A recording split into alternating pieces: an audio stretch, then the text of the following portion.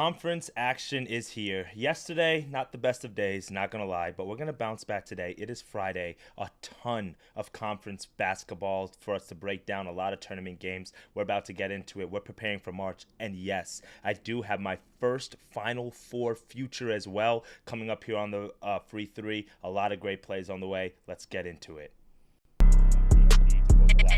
I love it, Noble. Noble, I also love your YouTube videos. I watched them while I was gone. That was fire. But getting paid because yesterday we had a full sweep. Mike going under, that was just icing on the cake. Why are we going to go in such a weak AFC South? Unless we have the NBA Blowout Association. Bang!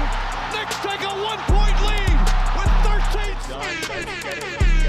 When you hear the sirens, you know what that means. You got barbecue back there, and you didn't invite me. Hurt my feelings.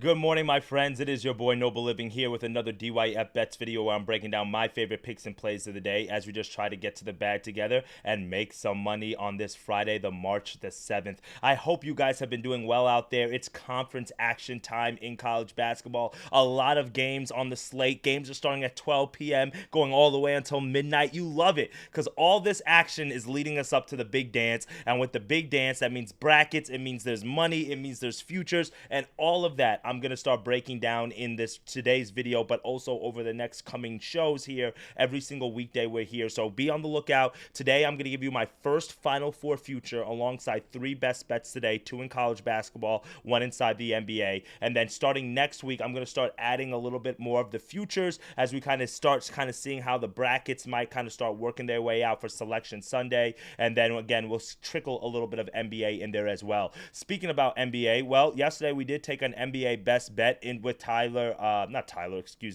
with what's his name, Tyrese Halliburton. I don't know why it was slipping by me, and he didn't play, so that was really my favorite play of the day, and that didn't play. So because he didn't play, I started adding a few extra plays in there, and then I ended up just eating into our profits pretty big yesterday. A disappointing 1-4-1 day yesterday. Officially on the channel we went 1-2. I added 2 extra plays and they lost. You hate to see that. So a quick recap on how we did yesterday. Like I mentioned, Tyrese Halliburton, he did not play, so that was a push or a null and void bet. Then I added MTSU at home against Liberty on the money line. I was really tailing Mikey overs on this one. I liked his analysis on it. I do like MTSU as well. I've been following them pretty heavily. But you know what? They might have lost this game, but I do like them as well in the Conference USA Championship, so we might want to take a look at that if these two teams face off again now that it's a winner-take-all for the NCAA tournament. As we move on, I added a 3-way parlay yesterday late night with North Alabama, Jackson State, and Milwaukee.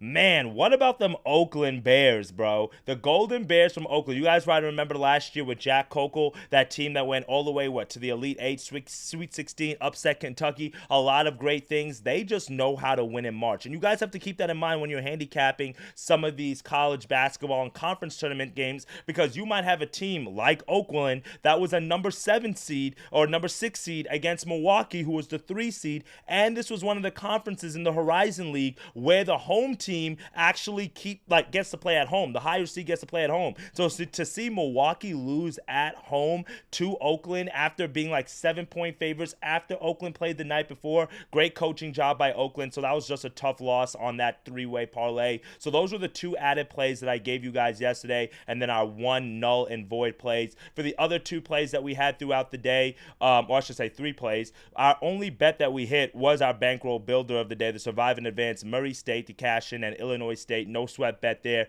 Both of those teams winning by damn near 20 points. You love to see it. We took the over in IPFW in Youngstown State. That didn't even sniff going over. I mean, that was going under for the entire game, so that was just a terrible read. And then the under 156.5. Everybody and their mama was on this under, and I should have probably jumped ship, because once I saw the line drop all the way down to 152 by the time the game started, I was just like, oh, okay, yeah, there's something wrong here. But I wrote it out. I rode with my man Sports Talk Matt over there at Betting Pros, and it lost as well. So 1-4-1 officially on the day. But seeing how we've done over the last week, over the last 30 days, we were due for a little bit of regression. All right, guys, that's a part of the game. But today we're gonna bounce back in a big way because I have 3 big plays for you. Let's get into it. Let's start off with the college basketball slate. A lot of great action going on in the conference championship games. You can see lines already moving pretty pretty heavily here. Opened up at 12.5, now it's up to 15.5. 8.5 for Drake, now it's at 10.5. So we got to lock in our plays as soon as we can, because we're getting a lot of line movement. But don't let that scare you guys. Stay true to your number. And a lot of times these games are going to be a little bit closer live, so you might be able to grab the number you're looking for live. So for our first best bet of the day, I'm going to lock in our money line parlay. We have 2 money line parlays for you guys on the college basketball slate here. The first one, it's going to be Radford and Hofstra. So let's give you guys this play first, since this one starts at 2:30. I like Radford minus 3.5. I really do. But I'm just going to take the money line just to be safe, because, again, anything can happen come conference tournament time. So let's just take Radford on the money line here. And then what we're going to do is we're going to parlay that with Hofstra. Those 2 teams together get you to minus 103. So we're going to put about minus 105 here to win 1 unit. Lock that in as our first best bet of the day. So the first game that we're really going to look at is the Radford Presbyterian game, because that is the game that is like kind of the leg of this parlay here. They're, again, minus 3.5 point favorites. If we go take a look at both of these schools real fast, we can see Radford in the Big South. They're 19-12 on the year. They're ranked 156 on KenPom. Not too bad. If we look at the bracket, they finished 4th in the regular season in the conference, so that's not too bad. Meanwhile, Presbyterian, they're right there at about 6 at 7-9. Radford's 9-7. If we look at the head-to-head matchups between both of these opponents, you can see that Radford beat Presbyterian on the road back on January the 25th, but they lost to them at home just a few days ago on February the 22nd by 7 points. And that is one of the reasons why I really like Radford here. Not only were they able to string together back-to-back losses at the end of the season, that gives us a little bit of momentum, but also it's just a great revenge spot. You beat this team earlier in the season, and then they beat you on your home floor. Now you get to face them again for everything on the line on a neutral floor. Then it just is basically everything's null and void. Sometimes when the angle is like, hey, this team beat them twice, it's hard to beat a team 3 times, I hear all of that. But when they split the season series, I feel like everything's up for grabs. And then when you also lose to that team later on in the season, I think it holds a little bit more weight. And again, I love the fact that they won 2 games right after they lost this one. And truthfully, when you look at the scheduling spot, you can kind of see why they lost this game. UNC Asheville, let's look at this real quick. They beat Longwood, right? No, let's go back a little bit further. They lose to High Point by 3 points. High Point wins this conference. They're the number 1 seed. Let's go back to the conference standings. Let's go back to the conference standings just real quick. High Point, Winthrop, UNC Asheville, Radford. Remember those schools. High Point, Winthrop, UNC Asheville, Radford. So you've got High Point right here, right? You lose by 3 points in a hard-fought game. You beat Longwood. You lose to Winthrop by 4 points.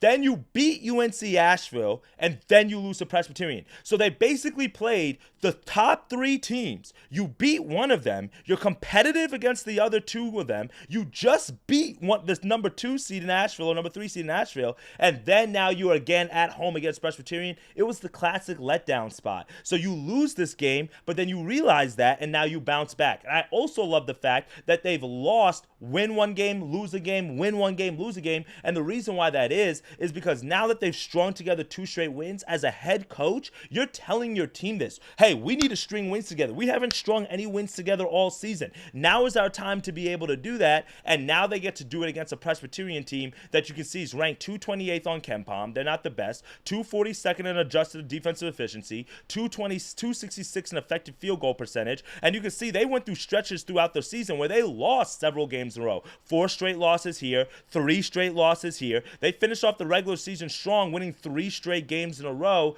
But again, I just think when you go to a neutral floor, everything is on the line. Everything is like you got to throw everything out from the regular season, and it comes down to what is the better team, what is the better coaching. And I like Radford here. They've been the better team, and I also like some of the games they played in non-conference like Clemson, Utah, Pitt, Colorado State. That gets you prepared for this type of team here. I also love the fact that they're strong on the offensive glass. So we're going to lock in Radford. I think they win minus 3.5. You can lay it, but I'm just going to take them on the money line. Again, this is a 2:30 Eastern time start, so an early start to this one. Now, Hofstra, I don't really need to break that down too much for you guys. Simply, North Carolina A&T 7-24, Hofstra's 14-7. This has not been the usual Hofstra team that we're used to in the CAA. They're typically one of the best teams in the Colonial Athletic Association, but this year has not been the same. So as a result, anything can happen come conference tournament time. I can see Hofstra being very similar to like Oakland in the Horizon League, a lower seed that's kind of disappointed this year,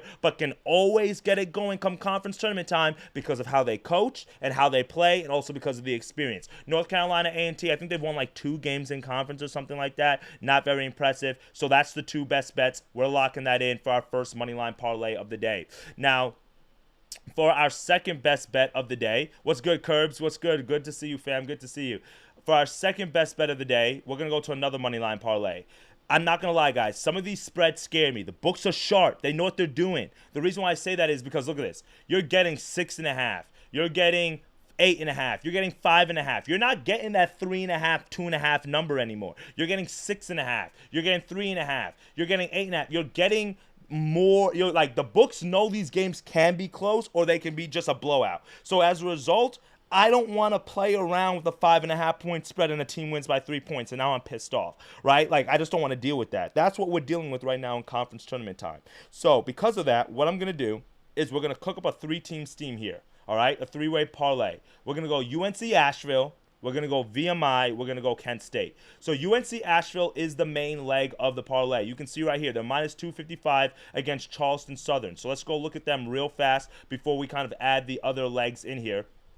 Charleston Southern on the year is an abysmal 10-21, ranked 296 on KenPom, and now they face a UNC Asheville team that we mentioned a few times. Hey, they were decent to start the conference tournament, 10-2, but they started dropping some games coming down the stretch. That is concerning. That is concerning. But again, when you look at the Big South and the conference standings, High Point was 14-2, Winthrop's 11-5, and UNC Asheville's 11-5. So they finished tied for second. And the reason why it's a little bit concerning, but I'm not hitting the panic button just yet, is because at 14-2 is the number 1 seed, the number 2 seed's 11-5. You have to basically hope that the number 1 seed loses 3-4 games for you to move up. And when you know that's not going to happen, I guarantee you they didn't take these games that seriously. They were probably resting some of their stars. They were probably working on new schemes, or even trying to look ahead and trying to see and scout out who would they be playing, like the possible bracket scenarios, and starting to game plan and scout for those teams. So for me, these losses here, they're not as much of a concern for me, because after you lose this one at 10-3, this one at 11-4, it's basically, hey, we're going to finish number 2, we're going to finish number 3, and at that point, you kind of know what you're dealing with from a seeding perspective, and it's like, let's just get ready for the conference tournament. Now, same thing type of situation here, but UNC Asheville, they played a very close game with Charleston Southern, won that game by only 3 points back on February the 15th, a few weeks ago. But you can see here, they beat them on the road pretty handily by 8 points back on January. This is a very strong offense for UNC Asheville in comparison to their defense. You can see, ranked 124th in offensive efficiency, 29th in turnover percentage. They don't turn over the ball often. They're number 1 in block shots from on the offensive side. So that means they don't get their shots blocked a lot, and they don't force a whole lot of steals either. That's strong. But defensively is where we can bite our fingernails a little bit. And that's why I want to put it in a money line parlay instead of laying the spread here, which would be at what? 4.5, I think, 5.5. Now it's up to 6.5. I don't want to lay that, because when you have a team that's 285th in defensive efficiency, 304 in effective field goal percentage, 341st in offensive rebounding percentage, that means they foul. That means that they don't crash the glass. They give a lot of offensive rebounds. They don't force you into long possessions defensively, which means they're trying to gamble a lot. That, to me, is a point of concern. Any team in March can win. Any team. But especially when your strong suit is not your defense. If you make it an offensive shootout, then guess what? It literally comes down to which team is hitting shots that day. Now, that's why I lean with UNC Asheville, because they're the better offense here. But again, Presbyterian, they can put up some points. But offensively, they're ranked 216th. They play very slow on offense at 330 in effective pace. They do hit a good amount of threes, ranked 71st in three-point percentage. But UNC Asheville probably knows that. They got to take that away. UNC Asheville has the size advantage here. So we're going to take UNC Asheville to grab the win against Charleston Southern. Now, the other 2 legs that I'm throwing in here are really just to get the obviously boosted up from an odds perspective. The first one is VMI. Now, VMI is not a team that I typically tend to take. And the reason why that is because they're a military school, Virginia Military Institute, and obviously you guys know military schools are there to serve our country and not necessarily care about sports. But VMI on the Citadel. And who is the Citadel? Well, guess what? Another military school. And for me, when you have two military schools against each other, it's like basically Army versus Navy for the little leaguers. That's what the Citadel and VMI is. It's the mid-major Army versus Navy. And for me, I like the fact that that VMI is the better team here. And all we need to do is just scroll down here and look at the conference standings. VMI 7-11 in the SoCon. The Citadel 0-18. Are they going to win the first conference game today in the SoCon championship first round? I don't know. I'm not betting on it. Again, two military schools here. That's just a pride thing. Y'all doing academy, shaving your head, doing all that shit. Hey, let's show up and let's just win the game. So VMI, beat the Citadel. Just get that done. That's the second leg. Those two legs right there, minus 104. Lock that in. Go home. Call it a day. I just threw in Kent State here because they're very big favorites at home. Sorry, guys. I'm trying to do the find and search here and just pulling up against Eastern Michigan. And if you put them in there, that gets us a plus 125 odds. Eastern Michigan 16-14 on the year. Kent State 20-10. They're an 11.5 point favorites. You don't really need to overthink it. I do not think that this game is for, this game is not for, it's not a conference tournament game. It's just for like the last regular season game for, I think, for both of these schools. But if we look at the max standings real quick, Kent State is third at 10-7, but they still have something to play for because Ohio is tied with them at 10-7 as well. So Ohio still has one game left today as well. So if Ohio loses, then Kent State locks up the number 3 seed. So at first, I'm typically not taking games right now that are still regular season games because some teams are incentivized and some teams are not. But right now, given the fact that Kent State is still incentivized, I'm taking them on the money line. Super huge favorite. That gets us a plus 125. Lock that in for best bet number 2. So 2 parlays down real quickly for today's Friday card. Radford and Hofstra, that's minus 103. And then we got UNC Asheville, VMI, and Kent State at plus 125. That's what we're locking in for our 2 college basketball plays. Now, our third basketball play is going to come in the NBA, and I'm going to give you guys the future, okay? Our third NBA play of the day is going to be, I should say our first NBA play. Actually, before I do that, since we're talking about college basketball, let me give you guys the future, all right? So the future that I was looking at, I'm trying to see if I have the future board here. Okay, let's go to the futures odds. So let's go to NCAA basketball futures odds here, and I'm going to change this to just make the Final Four. I don't want to bet on who's going to win the national championship until I see the bracket, because for me, that's the only thing that matters. It only matters about the bracket. So you could see here we have 3 teams, or 2 teams, that are my favorites to make the Final Four. Auburn, Duke. Do I agree with that? Based on what we've seen? Sure. But it's all about the bracket. But I think there's a team that is flying underneath the radar that a lot of people have not talked about that has the chance of making the Final Four depending on who they play. And I'm going to scroll down here. It's not Houston. It's not Alabama. It's not Tennessee. I think we can get some better value with some of these teams, and we're going to start taking some of these teams and start hedging off of it. But the first one is going to be kind of like a Hail Mary, a long shot. And I'm going to scroll. I'm going to keep scrolling, and we're going to lock this in right here. We're going to go with the Clemson Tigers at plus 1,500. I'm going to put a half a unit. Actually, we're going to do quarter units on the futures. We're going to do a quarter unit here for the Clemson Tigers to make the Final Four. Now, you're probably saying, Noble, why the Clemson Tigers? The ACC is such a weak division. Yada, yada, yada. I hear you. But guess what? When you have conferences like the SEC that have so many strong schools, what that does is also self-cannibalizes itself, because these teams are so beaten up. They're so banged up. By the time they get to the NCAA tournament, they face a team that might not have faced that many good teams, but they might match up really well, and guess what? The advantage goes to the other team. So just don't sit here and just smash Big 10 teams and Big 12 teams and SEC teams because of how strong the conference is. It looks really good in the regular season, but sometimes it comes to hurt in the postseason. Why? Because fatigue starts playing in, and the pressure and all these different elements come to play. But the reason why I like the Clemson Tigers is because if we go here and we look at the ACC tournament conference standings, this is through 2 days ago, March the 5th. You can see Clemson right now is tied for the number 2 seed inside the conference with Louisville. This is probably how the standings are going to finish up. I think they have one more regular season, both Louisville, Duke, and Clemson. Duke has probably got the number 1 seed locked in. They're good to go. But Louisville and Clemson are the number 2, number 3 seeds. I like Louisville. They've been a very, very impressive school this season. But if we look at Clemson real quickly, and let's just go look at their body of work.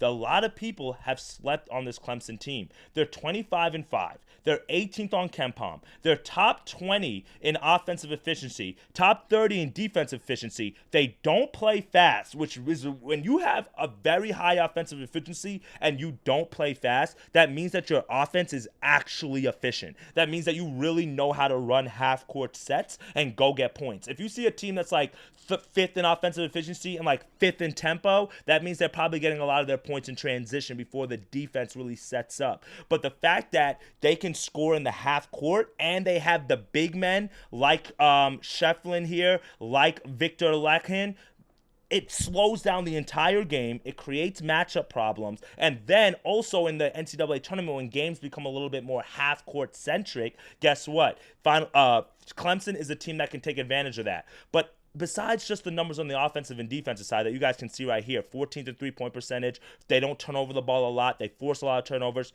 I love the body of work here. Their losses, triple overtime to Georgia Tech.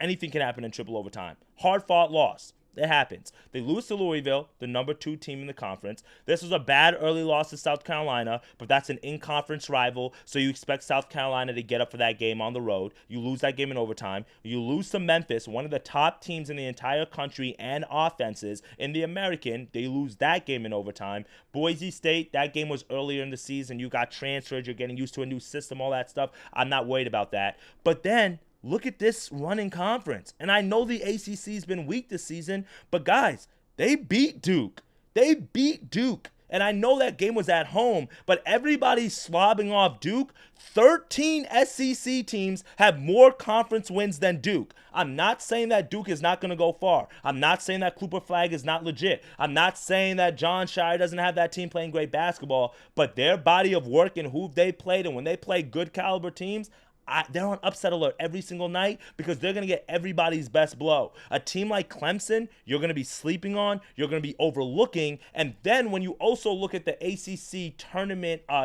like kind of with the way that the bracket is going to play out, okay, so let's look at this. So they're going to be a number 2 or number 3 seed, right? So that means they're going to play the winner of Game 6 or Game 7. So guess go to Game 6 or Game 7, which means they're probably going to play the number 7 seed, the number 6 seed, or, maybe one of these lower seeds that, maybe they do an upset or something. But the reason why I'm showing that to you is because number 6 seed is Wake Forest, number 7 seed is Stanford. And the reason why that's important is because both of those teams are streaky, but they're also actually very good as well. Stanford has probably one of the best players in the ACC outside of Cooper Flag. And the reason why that's important is because one of these teams might be able to win this game here and then upset Louisville, right, in the next round. Or one of the 5 seeds here might be able to upset a number 4 seed. And if Clemson can make it to the semifinals and one of the big dogs gets knocked out and they get to face a Wake Forest, they get to face a Virginia, they get to face a Georgia Tech, because one of the lower seeds is going to win.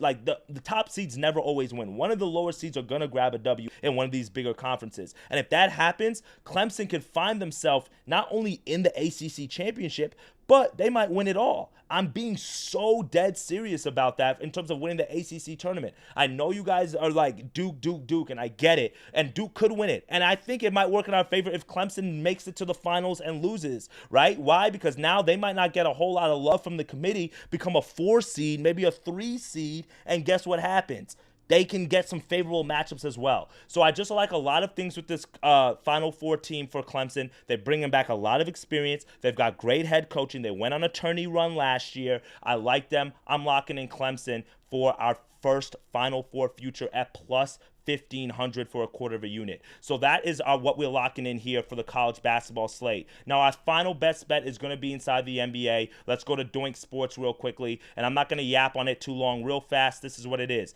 Heat team total over 105.5. This is just way too low of a number here, okay? Let me zoom in here real quickly. you can see here that the Heat over the last 10 games are averaging 111 points per game. They scored 107 last game against the Cavaliers, despite the fact that Terry Rozier was literally trying to throw the game for whatever gambling debt that he's in. That dude looked atrocious. He played 40 minutes, had 12 points on 1 of 8 shooting from the three-point line, 3 of like 15. I mean, he looked like he was literally point shaving out there. And they still scored 107 points without Tyler Hero, without Andrew Wiggins, who are both on the injury report, but they both are expected to play today. Wiggins has an ankle injury. Tyler Hero missed the last game with an illness, but he should play. But the game before that, 106 against the Wizards, 112 against the Knicks, 125 against the Pacers, 131 against the Hawks. So you can kind of see the numbers right here. Meanwhile, for Minnesota on the defensive side, they've given up on average over the last 10 games 113 points per game. So 7 of the last 10 opponents have gone over this number, including 110 against Charlotte, 112 against Philly, 117 against the Jazz, 111 against the Lakers. And the other thing that I really like here as well, look at this. Road game, road game, road game, road game, road game, road game. So typically, and then the Suns, they just suck. So the thing is, typically the Wolves, if they have the lower scoring games, it's going to be home. But all these games are on the road where they've given up points. And guess where today's game is for the Heat? At home. And if you look at the home numbers, this actually bumps up to 9 out of the last 10 times. A 90% hit rate, 104.5 is the number. So we're getting a little bit of value right now because it is concerned if Tyler Hero, if Andrew Wiggins plays. But even if they don't play, guys, it's the NBA. You've got professionals out there. It's just way too low of a total. If you want to take the Wolves team total because you don't want to play around with it, it's at 110.5. You can see they're averaging 117 over the last 10 games as well. And the Heat are giving about, on average, 111 points per game. I'm not opposed to that. But again, if you go to the game overview right here, you can see the injury list is pretty extensive. But again, I was reading some reports this morning that they expect Tyler Hero to play. He's the game time decision. And then Andrew Wiggins, he's in the projected starting lineup as well, as you can see it from right here, from what we're looking at. And then Bam should be playing as well. So I like the Heat team total over 105.5. Sorry, I've got a lot of shit going on here on the screen. All right. And we're going to lock that in as our third and final best bet of the day. So let me pull that up real quickly here. Miami Heat against the Timberwolves at home. And another thing I want you guys to look at real quickly with this Heat, real fast, is look at this over the last 5 games. Even though they've won 3 of the last 5, they lost against the Cavs, they lost against the Knicks, they've covered the spread in 5 straight games as well. So a lot of people have been riding off the Heat, obviously because they had no Jimmy Butler. They've been dealing with a lot of injuries. But this is a team that's still been competitive despite the fact that they don't have some of the players that we're used to. And that's shout out to Coach Spoelstra, shout out to Pat Riley. You know they're not in the tank position. They don't ever look to tank. They're not looking to fold. They want all the smoke, and with that comes points in the NBA. So that's also another reason why I like this bet as well. Over 105.5, we get it at minus 105. Some books might have minus 104. You might want to do that for a little bit more juice. Be my guest, but we'll lock this in for our third and final pick of the day. So this is what we're going with, my friends. 3 best bets for tonight's card, and then 1 future. Our 2-way parlay of the day is going to be Radford and Hofstra. Again, this game starts at 2:30. Okay. Our second parlay of the day is going to be UNC Asheville, VMI, and Kent State. And then our third and final best bet of the day is going to be the Heat team total over 105.5. We're getting really good odds value on this. And then again, we locked in our first futures bet of the year, which is going to be the Clemson Tigers to make the Final Four at plus 1,500. I appreciate you guys for tapping in. John, man, I appreciate you. You actually commented on the video yesterday. I have one more sweep giveaway to do, so you are my winner, bro. So if you shoot me a message on the side, whether it's on X or whether it's on YouTube, wherever, shoot me your Venmo, bro. I would love to get you our second giveaway of the week for the sweep, bro. I appreciate your comment on the video and all the love and support that you guys show. All right, my friends? Tap in every single day, every weekday we're here. I'll do probably like a quick short tomorrow to go through maybe a few games real fast on the YouTube as well. So I won't probably do a full stream, but I might do like a quick short for you guys with a few plays on the Saturday card. All right, my friends? I appreciate y'all for tapping in every single morning. It is your boy Noble Living here. Follow me on all socials and on the Action Network as well, where I'll be adding a few more plays throughout the day. All right? Let's get to that cheddar. Dictate your fate. And as always, let's continue to climb and let's keep cashing those bets. All right, my friends, I'll see y'all tomorrow, and let's hopefully we'll have a sweep. Later, gang.